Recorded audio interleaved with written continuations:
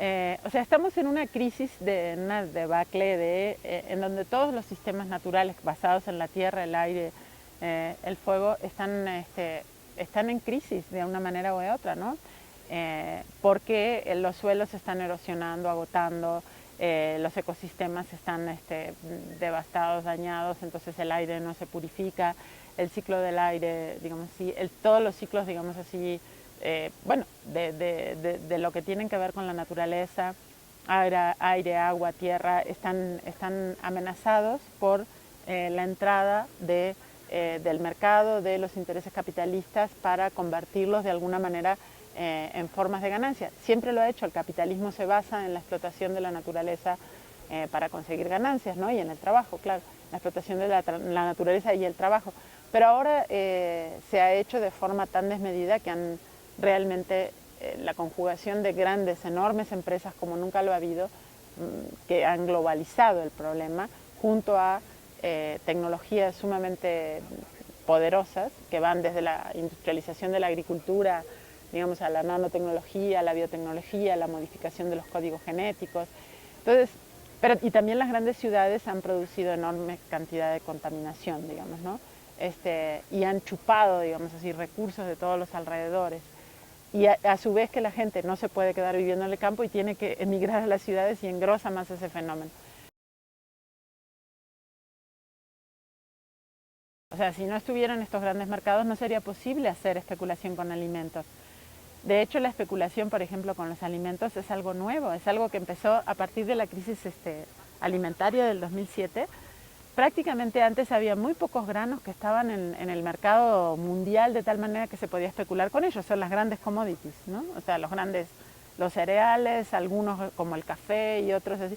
Pero no era un factor fundamental del mercado especulativo. En cambio, de pronto entran así el maíz, la soja, el trigo, todo. ¿Por qué? Porque se crea escasez. Y la escasez se crea, sí, claro, hay, digamos, hambre en el mundo y todo, pero se crea porque los que tienen los granos de pronto les conviene más por precio ponerlos a producir combustible. Es por la producción de etanol y los subsidios de la producción de etanol que se crea la crisis de precios de los alimentos del 2007. Eso es un informe del Banco Mundial que lo tenían guardado, se descubrió, ahora es público, es de un economista del Banco Mundial, en donde él claramente con datos muestra que el aumento de los precios de los alimentos que hace crisis desde 2007 y sigue, es que las empresas deciden dedicar una gran cantidad de los granos a la producción de etanol, entonces la sacan del mercado de la comida y entonces hay escasez y sube el precio, ¿no? Y claro, si las mismas empresas además tienen invertido en fondos especulativos con lo que se llaman futuros, o sea, se dicen, no, es que la soja va a valer tanto el año que viene, porque este año vale tanto y el que viene tanto. Y claro, si ellos mismos pueden producir escasez para que su precio suba, pues también ganan por ese lado, digamos. Pero todo eso no tiene absolutamente nada que ver con la comida, ni con la gente, ni con nada. Tiene que ver con un negocio, ¿no?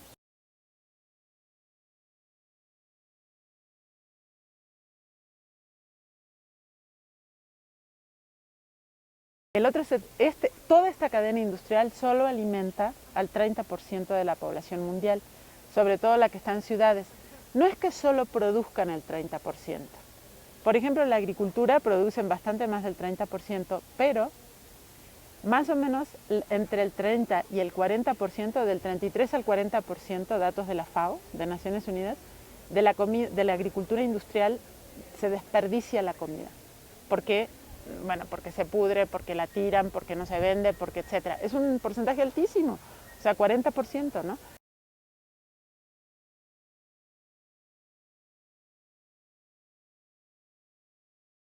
Una gran parte de la comida, casi la mitad de la comida que produce el sistema alimentario agroindustrial, se tira en un mundo en donde una quinta parte de la población mundial tiene hambre y otra quinta, o sea, dos quintas partes está malnutrida, o sea, desnutrida, ¿no?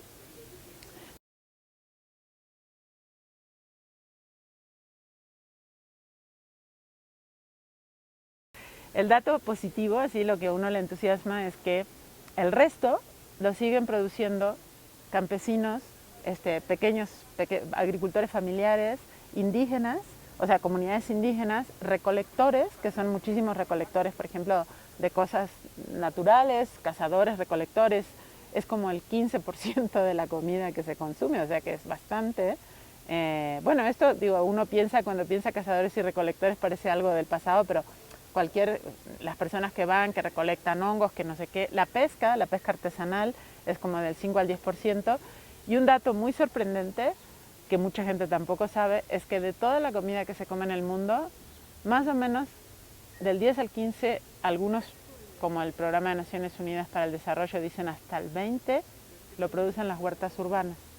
¿Qué son las huertas urbanas? Las huertas urbanas son los campesinos que se tuvieron que ir y que siguen sembrando en la ciudad, o sea, que hacen su huerta en la ciudad, o la gente que por necesidad lo hace, o muchos que lo hacemos ya porque queremos, digamos, producir algo de nuestra propia comida. Pero estos todavía son los que llegan al 70% de la alimentación.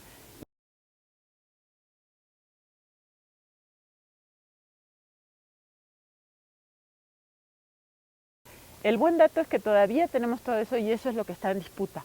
O sea, es posiblemente una de las mayores luchas de nuestro tiempo, es eso, cómo hacer para que los factores que tienen que ver con nuestra propia vida, cómo los seguimos manteniendo, cómo los seguimos defendiendo.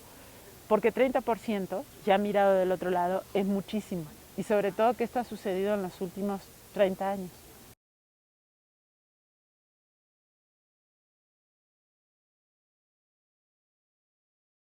Una de las cosas que está sucediendo es que muchos de los movimientos, por ejemplo campesinos, tienen una lucha de defensa por la tierra. Esto se suma y a veces no se junta, pero digamos en términos generales sí está empujando hacia el mismo lado con la defensa del territorio que hacen los indígenas y que en México, por ejemplo, claramente está superpuesto, digamos, ¿no? Lo indígena campesino, la defensa de la tierra, la defensa del territorio. Esto le da, digamos, un anclaje a los movimientos que es mucho mayor que otro tipo de movimientos. Está muy claro, por ejemplo, en México, desde el movimiento zapatista, que porque tiene un territorio, digamos así, y lo que han hecho ha sido establecerse en ese territorio en formas de autonomía y de su propia producción, etcétera. Pero esto es muy parecido a la lucha por la tierra y por el territorio que tienen muchos otros luchas campesinas indígenas en México, ¿no?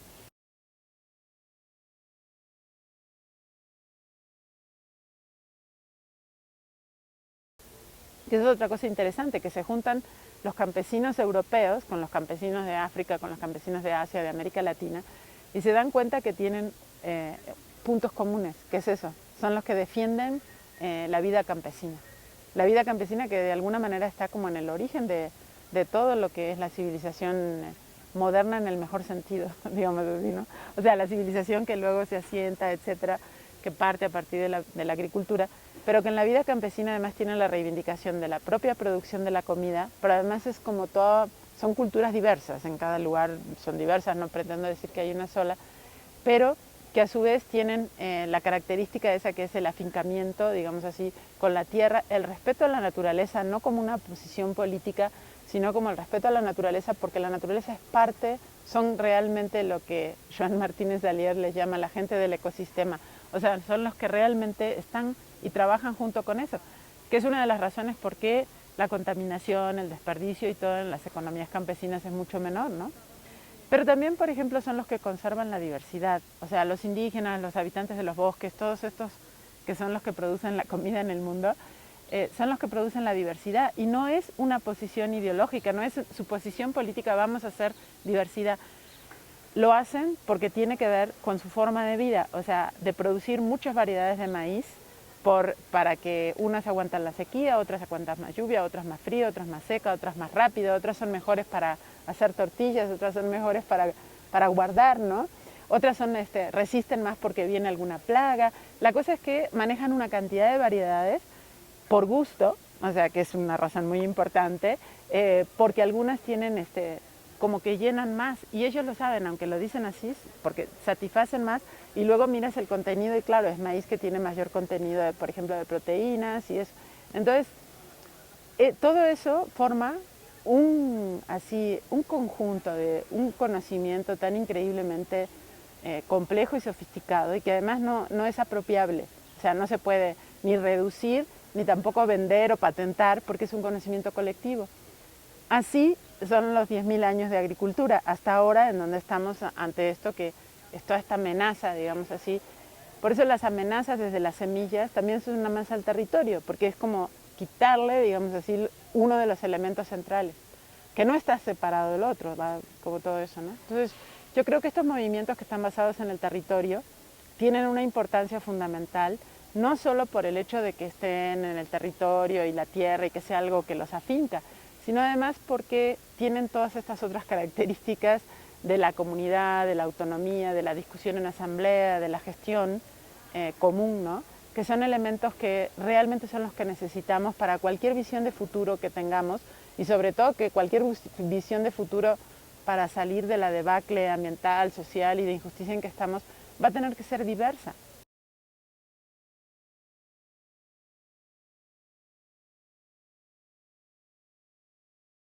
Me quedo pensando, a veces ver todas estas conexiones que hay entre la destrucción ambiental hacen que uno se siente como, digamos, se siente mal, se siente deprimido, se siente un poco como que es muy grande, ¿no?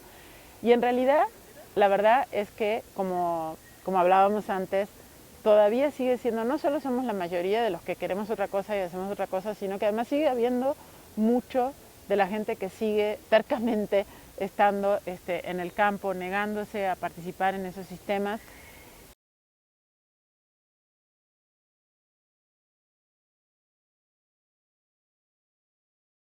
Yo creo que sí es muy importante reconocer el papel fundamental que tienen históricamente y que siguen teniendo campesinos, indígenas, comunidades locales, etcétera, pero además no solo el que siguen teniendo ahora, sino que son indispensables para el futuro. Cuanto más desequilibrio hay en el ciclo del carbono y el cambio climático, más desequilibrio y más erosión hay de suelos, más desequilibrio hay de contaminación de agua, etcétera, quienes tienen la respuesta son esa gente.